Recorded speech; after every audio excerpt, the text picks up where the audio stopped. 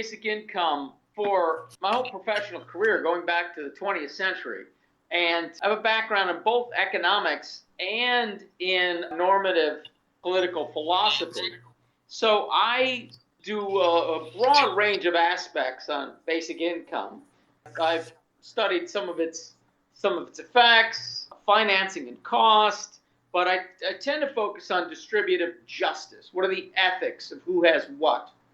And a lot of my theory of ethics involves the idea that we're asking too much of outgroups, of the disadvantaged, of people of all forms of disadvantage, whether it's because of class or race, ethnicity, religion, disability, or really or any other status, including just political outsiders.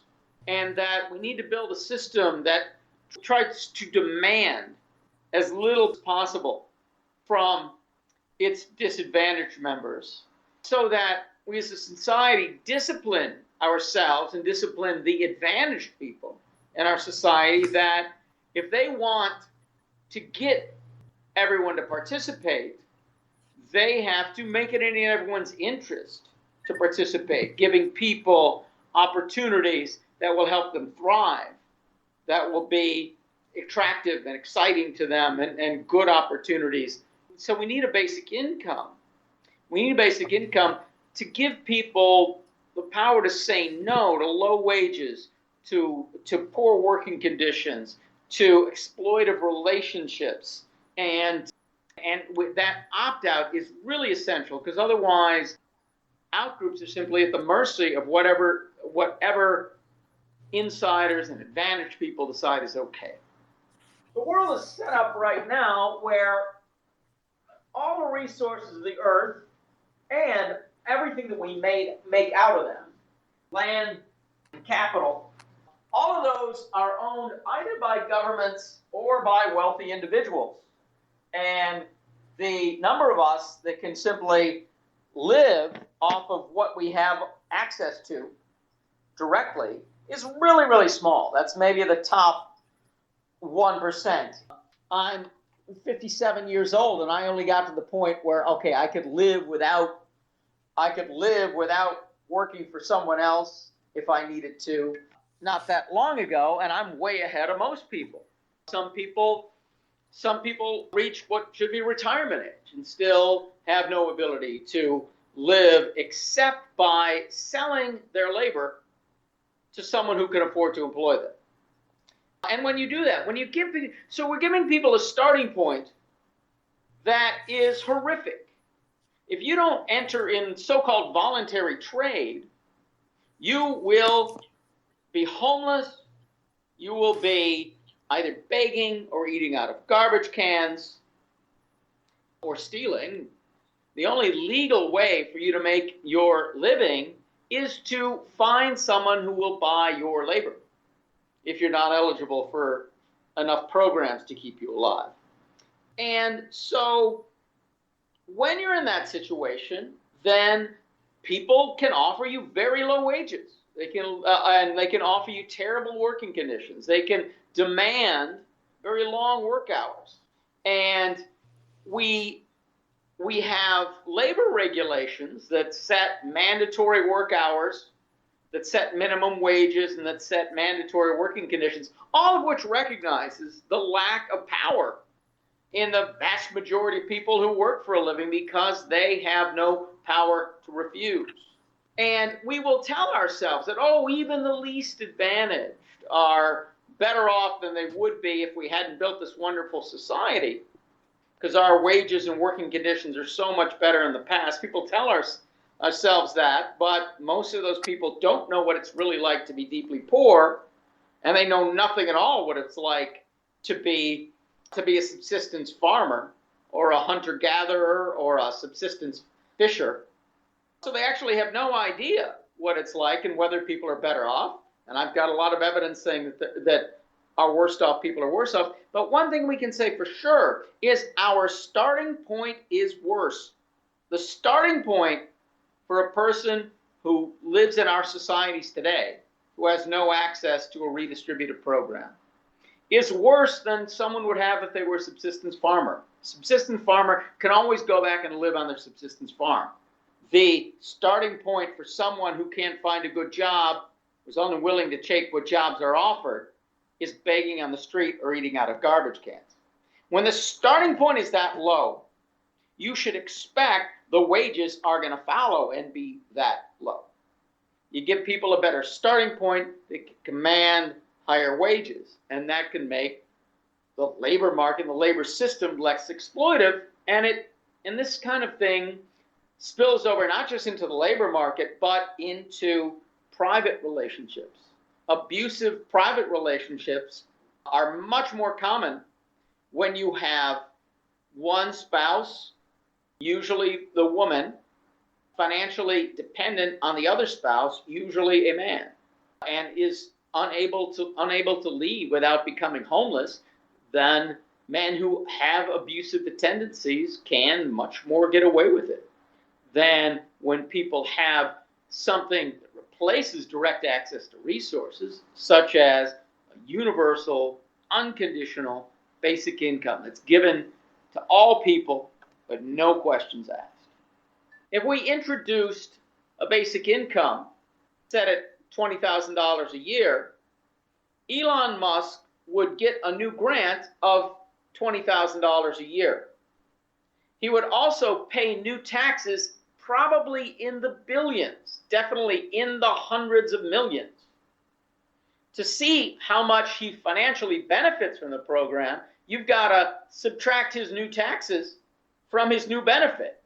Well, his new benefit would be minuscule compared to his new taxes. So it's not benefiting the rich. It is benefiting the poor and the middle class by giving it to everyone.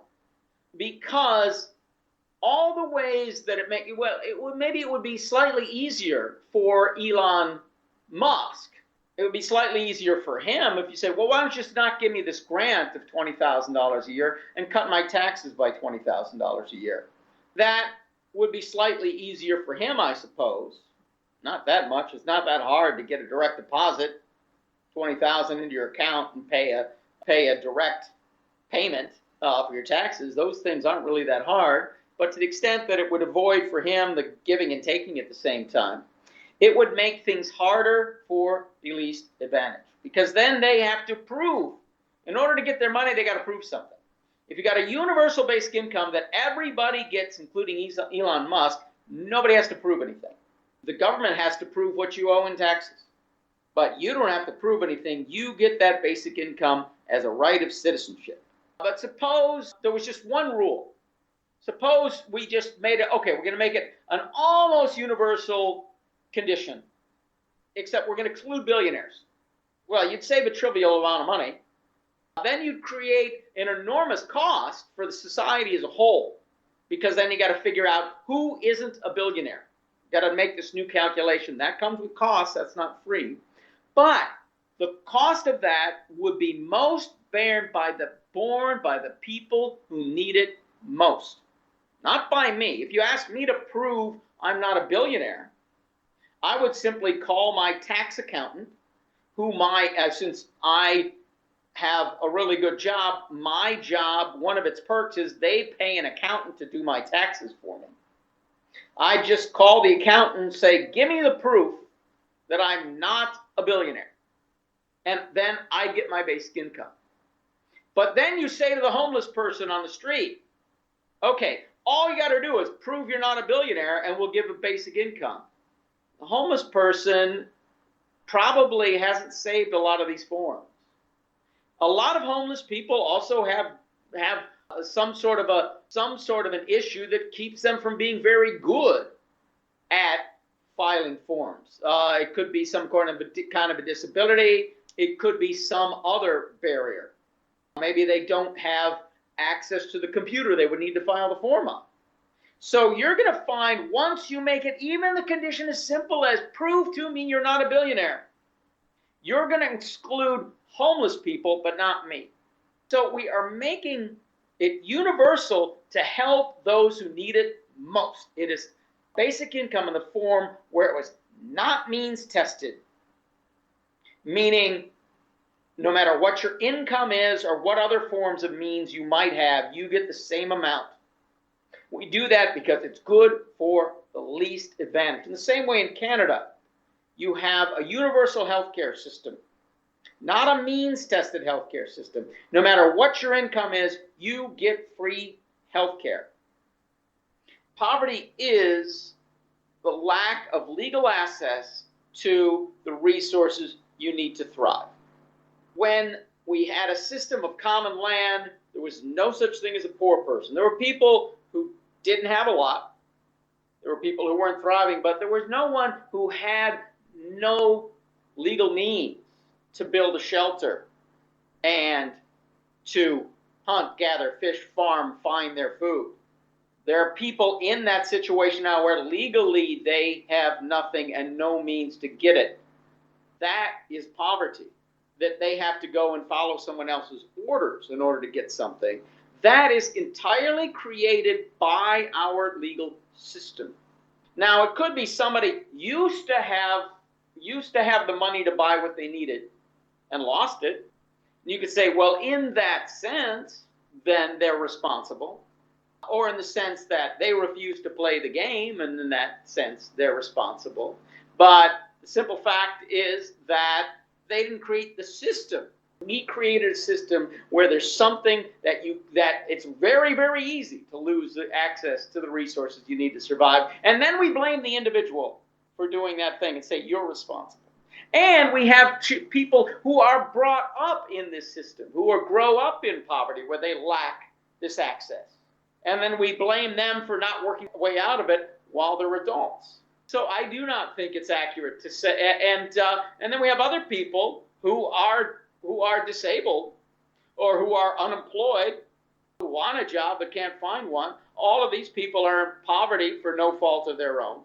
And you cannot tell them, you cannot truthfully say that they are responsible. You can say we hold them responsible, but we hold them responsible based on false beliefs about what is the cause of poverty. The cause of poverty is the way we define the rights of access to the resources that were here before any of us were here, before any of us were born.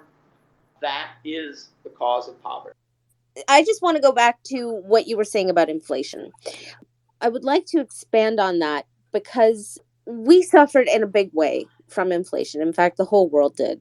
And when I was looking at inflation, especially back in April when it really picked up, one of the things that I was noticing was that inflation really seemed to step on the heels of profiteering.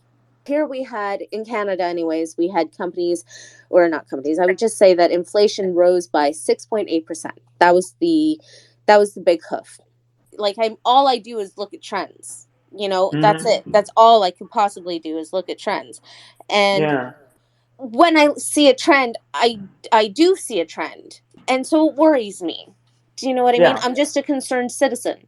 And what I want for people is for them to be safe, and I don't want them to be starving, and I don't want them to be homeless, and I don't want them to be sick, and I don't want them to be in despair. Do you know what I mean? And we have a huge problem at the moment. Okay, problem. I don't know how to quantify the word problem in this case, but in Canada, we have something called medical assistance in dying. And in 2020, the bill was expanded. And since 2020, there has been a 32% increase in medical assistance in dying, specifically from the sake of poverty. And those are statistics that you cannot deny. No matter what the macroeconomics are, no matter what we are seeing, all we can see are trends. And as a concerned citizen, that is where my heart races.